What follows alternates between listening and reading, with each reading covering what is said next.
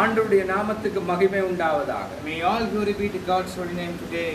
புதிய மாதம், புதிய நாள், புதிய கிருபை. New month, this is a new day and this is a new grace for us. இந்த மாதத்துக்குரிய வாக்குத்தத்தமானது, The promise word for this new month is நீதிமொழிகள் 1:33. the book of Proverbs chapter 1 verse 33. கவனியுங்கள். Listen carefully today. அதுவும் இது பரிசுத்த நாள், விசேஷித்த நாள், நித்திய மகிழ்ச்சி நாள். And this is the holy day, graceful day, and this is a new day. நாங்கள் ஜெபம் செய்வோம். Now let us pray. தகப்பனே, இந்த பரிசுத்த ஓய்வு நாளிலும் உடைய வார்த்தை கூடாக நீர் வெளிப்பட்டு நாங்கள் எல்லாரும் திருச்சபையா இருக்கிற நாங்கள் கிறிஸ்தவ தலைவர்கள், ஊழியர்கள், மந்தைகள் உமக்கு செவி கொடுத்து அமைதலாக பயப்படாமல் இந்த ஓட்டத்தை ஓட வாசம் பண்ண கிருபை செய்வீராக. இயேசுவின் நாமத்தினால் எடுக்கிறோம் நல்ல பிதாவே. ஆமேன், ஆமேன், ஆமேன். என்னுடைய பிரசங்க தலைப்பானது, The topic of my message today is தேவனுக்கே செவி கொடுப்போம். let's pay heed to God alone. நான் வாசிக்கிறேன். I'll read it. நீதிமொழிகள் 1:33. The book of Proverbs chapter 1 verse 33. எனக்கு செவி கொடுக்கிறவன் எவனோ அவன் விக்கிரமின்றி வாசம் பண்ணி ஆபத்துக்கு பயப்படாமல் அமைதியாய் இருப்பான். And whoever listens to me will be will be dwelling secure and will be at ease without dread of disaster. Amen, Amen. தேவனுக்கு செவி கொடுக்கும் போது When we listen to God, கவனியுங்கள், இளைப்பாறுதலை அடைகின்றோம். we surely get rest in God's presence. தேவ சித்தத்தில் காணப்படுகின்றோம். We will also dwell in the same will of God. 3 குறிப்புகளோடு உங்களோடு நான் பேசுகிறேன். I'm going to talk in 3 points. 1, தேவ பாதுகாப்பு உறுதிப்படுத்தப்பட்டுள்ளது. First is divine protection has been assured in your life. இரண்டாவதாக தேவ கண்களே நம்மை நோக்கி இருக்கும். Second point, God's eyes will be on you always. மூன்றாவதாக கர்த்தரையே அவன் நோக்கி கூப்பிடுவான். Thirdly, the righteous person always calls unto God only. கவனியுங்கள், செவி கொடுக்கும் போது Listen to this carefully. When you pay heed to God, தேவ பாதுகாப்பு உண்டு. there is divine protection. அசைக்கப்படாதிருப்போம். You will not be shaken. தேவனுக்குள் நிலைநிறுத்தப்படுவோம். You will dwell in the presence of God always. தேவனுக்குள் அமைதியாய் இருப்போம். You will rest in God silently. ஆசீர்வாதத்தில் நிலைநிறுத்தப்படுவோம். And you will receive blessings abundantly in your life. முதலாவது குறிப்பை நாங்கள் பார்ப்போம். We will read the first point. தேவ பாதுகாப்பு நமக்கு உறுதிப்படுத்தப்பட்டுள்ளது. Divine protection has been promised to you. சங்கீதம் 91:10. The book of Psalm 91 verse 10. ஆகையால் பொல்லாப்பு உனக்கு நேரிடாது, வாதை உன் கூடாரத்தை அணுகாது. Then no harm will befall you, no disaster will come near your tent. தேவனுக்கு செவி கொடுக்கும் போது ஆகையால் பொல்லாப்பு உனக்கு நேரிடாது, வாதை உன் கூடாரத்தை அணுகாது. When you listen to God only, He will not approach us. Certainly no suffering will come to our home. நிச்சயமாக தீமை எங்களை அணுகாது, துன்பம் நம் உறைவிடத்தை நெருங்காது. இருதயம் தேவனுக்குள் உறுதியாயிருக்கும். Certainly, surely evil will not approach us. Certainly no suffering will come to our homes.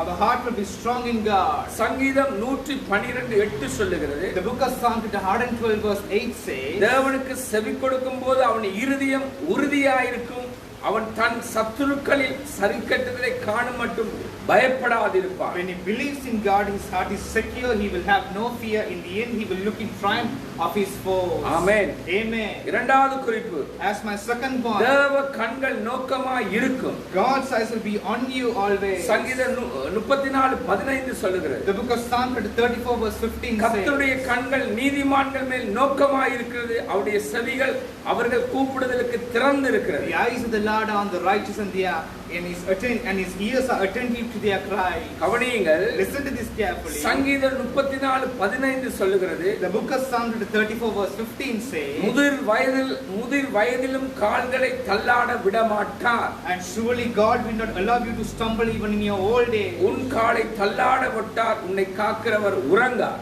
He will not let your foot slip. He who watches over you will not slumber you. ஆண்டவருக்கே ஸ்தோத்திரம். May all praises be to God. தேவ கண்கள் நோக்கமாய் இருக்கிறபடினாலே, As God's eyes are on us always, தேவனுக்கு செவி கொடுக்கும் போது when we pay heed to God's word, நீதிமான் கைவிடப்பட மாட்டான். righteous people will never be abandoned. நீதிமான்களும் சந்ததியும் ஆசீர்வதிக்கப்பட்டு இருக்கும். Righteous people and their descendants will stay and dwell in the presence of God blessedly. சங்கீதம் 37 25 26. The book of Psalm 37 verse 25 and verse 26. நான் இளைஞனாய் இருந்தேன், முதிர் வயது உள்ளவனும் ஆனேன், ஆனாலும் நீதிமான் கைவிடப்பட்டதையும் அவன் சந்ததி அப்பத்துக்கு இறங்கி திரிகிறதை நான் காணவில்லை.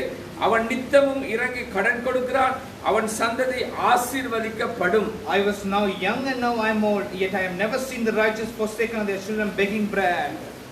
ஆண்டவருக்கே ஸ்தோத்திரம். May all praises be to God. மூன்றாவது குறிப்பாக, as my third point, தேவனுக்கு செவி கொடுக்கிறவன் கர்த்தரையே நோக்கி கூப்பிடுவான். a person who pays only the heed to God's word will call upon only on God. சங்கீதம் 91:15. The book of Psalm 91 verse 15. அவன் என்னை நோக்கி கூப்பிடுவான், நான் அவனுக்கு மறு உத்தரவு அருளி செய்வேன்.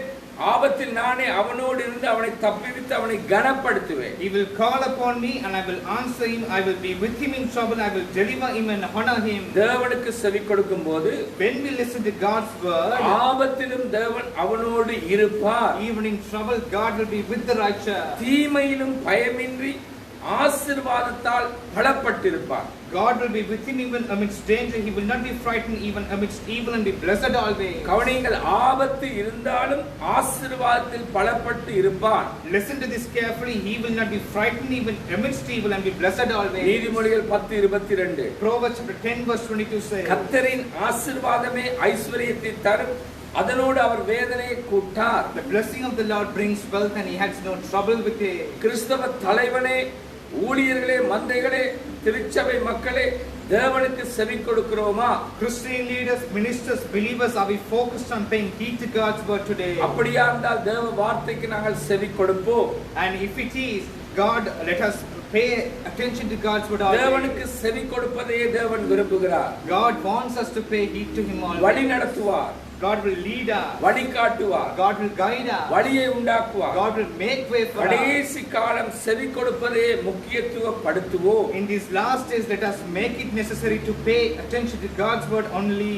சபையே, தேவ ஊழியனே, தேவ தலைவர்களே, விசுவாசிகளே, The church of God, the Christian leaders, ministers and believers, பேதுருவை போல நாமும் தேவனுக்கு செவி கொடுப்போம். let us pay heed to God's word only, like Peter. அப்போஸ்தலர் 4:17-19 வரை, The book of Acts chapter 4 verse 17 to 19. கவனியுங்கள், Listen to this carefully. ஆகிலும் இது அதிகமாய் ஜனங்களுக்குள்ளே பரம்பாதபடிக்கு இது முதல் ஒருவரோடும் ஒருவரும் இந்த நாமத்தை குறித்து பேசக்கூடாது என்று அவர்களை உறுதியாய் பயமுறுத்த வேண்டும் என்று சொல்லிக்கொண்டு அவர்களை அழைத்து இயேசுவின் நாமத்தை குறித்து எவ்வளவும் பேசவும் போதிக்கவும் கூடாது என்று அவர்களுக்கு கட்டளையிட்டார்கள். கவனியுங்கள், 19வது வார்த்தை, பேதுருவும் யோவானும் அவர்களுக்கு பிரதியுத்தரமாக, தேவனுக்கு செவி கொடுக்கிறதை பார்க்கிலும் உங்களுக்கு செவி கொடுக்கிறது தேவனுக்கு முன்பாக நியாயமாய் இருக்குமோ?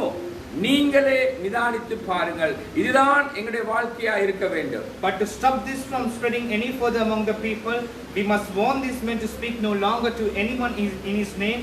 Then they called them in again and commanded them not to speak or teach at all the name of Jesus. But Peter and John replied, judge for yourselves whether it is right in God's sight to obey you rather than God. தேவனுக்கு செவி கொடுப்பதே நியாயமாய் இருக்கிறது. It is just to pay heed to God's word only. நல்ல தகப்பனே, இந்த புதிய மாதத்தில் உம்முடைய வார்த்தையை விதைத்திருக்கிறோம்.